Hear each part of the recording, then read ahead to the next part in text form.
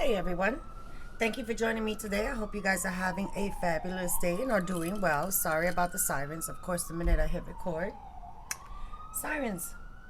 Anywho, today I wanted to come on and I wanted to begin working on the journal using Rosie's Blossoming Beauty Junk Journal Printable Pages kit. It is a massive kit, and if you didn't see the flip of the kit video, I will link it down below.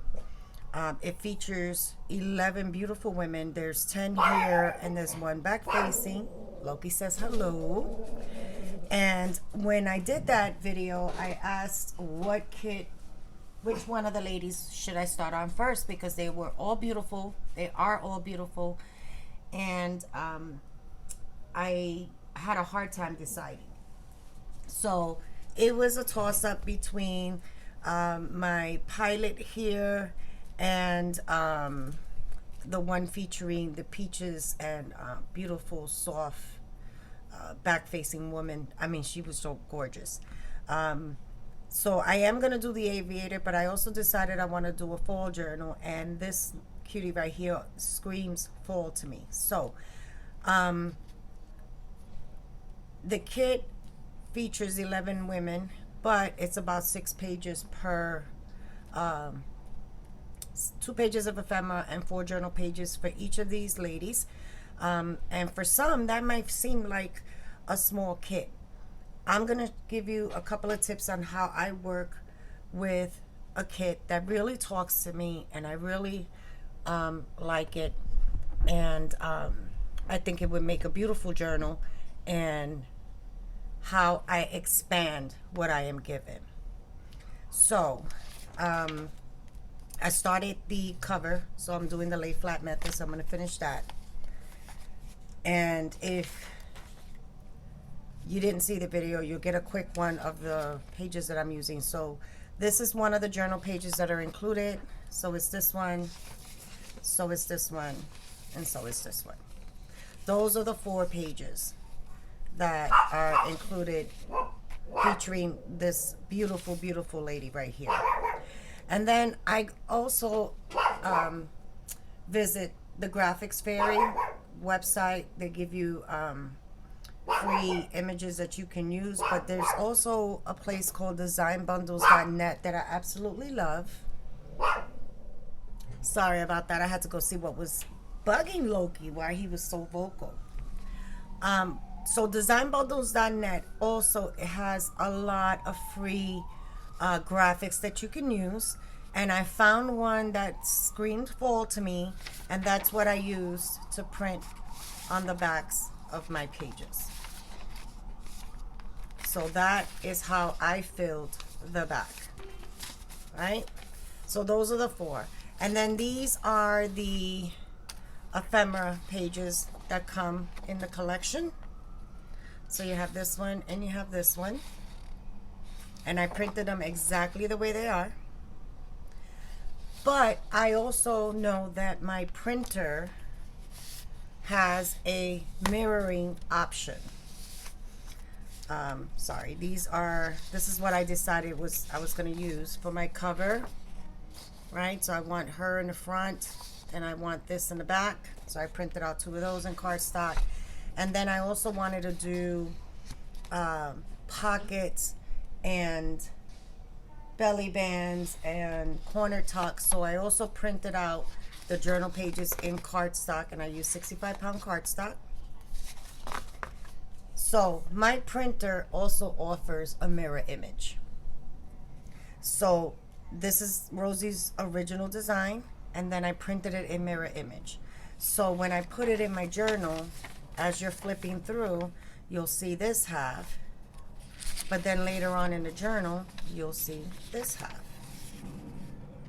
And I didn't alter her image. I didn't size it. I didn't do anything. All I did was print it out exactly the same 4 pages in a mirror image, and it gives me 2 completely different looks, 2 different focal points.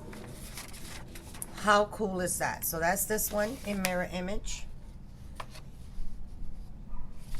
Right, and then these I printed out with some watercolor background pages that I thought went in with the fall themes. Okay, so that's the mirror image of that one. Here is the mirror image of this one. Beautiful. Here is the mirror image of this one. So the tree is over here, now it's on this side. And then of course I printed it out on, again, some watercolored background pages that I thought matched. And then here is the mirror image of this one. So this is the original, and then I printed it out in mirror image. So I just took 4 pages and made it into 8 decorative journal pages. That simple, just by clicking print in mirror image, which would make a great signature page once you pull in a bunch of the other extras. So here are the ephemera pages, exactly printed the way they were intended. And then I printed it out to fit a 5x7. And it shrunk it down a little bit, that if I wanted to use these for pockets or even create my own tags. If you have dies, if you have other elements that you want to include in your journal, all this did was scale it down to size, to a smaller size, and then now I can die cut and do a variety of other different elements in the journal. So I did that with all the pages. I scaled them all down to be a 5x7. That's all I did. Then I took it a step further and decided, where is she? That I wanted to mirror image her. And there she is. So I have something planned for her, but I wanted a mirror image of her. She might not be the one that I mirror image, because, oh, it's, no, it's around here somewhere. I know I mirror image one of these. And then I scaled it down, or maybe I didn't. And then I scaled it down even further, and these are 3.5x5 to give me a smaller scale. So now I can use these images as journaling cards, as little booklets. If I wanted to do a little booklet, I can fold it in half with some dyed paper on the inside. So I just took a 6-page kit and essentially created all this different items that I can use in different sizes to create all my elements that I would need to fill the journal. And if you're running on Windows, it is very, very easy. If you need a video for that, let me know. I'll look into obtaining a screen recording option that I can talk you through it, as you can see it on the screen. But it is so easy. Mirroring options extends my selections in my journal pages, my decorative journal pages. Now, of course, I am going to pull out, or I did pull out, some other things. Like I need to dye more orange. I brought out some blues, some grays. I brought out some upcycled envelopes. I brought out the yellow for the autumn. I brought out some stenography paper in 2 colors, because I am going to be doing the aviator at the same time I'm doing this one. Some graph paper, some line paper, some parchment paper. Once you start putting in all these other additional elements, you'll be surprised how your signature is going to build up on itself. So I think 4 was a perfect number for me. So if you didn't know about the mirroring option, there you have it. It just extends the collection, and it's not identical, meaning that it's on reverse sides. And then playing with your printing options to scale things down to either a 5x7, a 4x6 you can take it to, but you're going to waste a lot of white, so I don't use that one that often. And a 3.5 by 5 makes a great journaling cards, and these are cute little additions that you can use as dangles, tuck into little pockets. So there are a variety of uses for printing them out and scaling them down. Of course, utilizing them in the true form always works as well. So 6-page kit just turned into all of this, and I'll be able to create all the different elements that I would need to make a good size journal. I did the same thing for the aviator one. I'm just gonna pull that out real quick.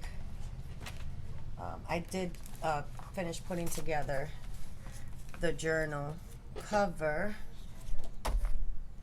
and I was printing out these pages, and I decided I'm gonna turn on the camera and just share what I'm doing. So here is my journal cover. I wanted to pull out that gray, and then here are the original page, and then again mirror imaged. Right, so this is the original, this is mirrored, and of course this time I used some what do they call this paper? Was it water stained or watercolor? Here is the original, here is the mirror image, original, and if I can grab it, there's the mirror image. So the birds, you can see the birds are on opposite sides now, and the road is going in the opposite direction. Original, mirror image, and I just kept them all the same.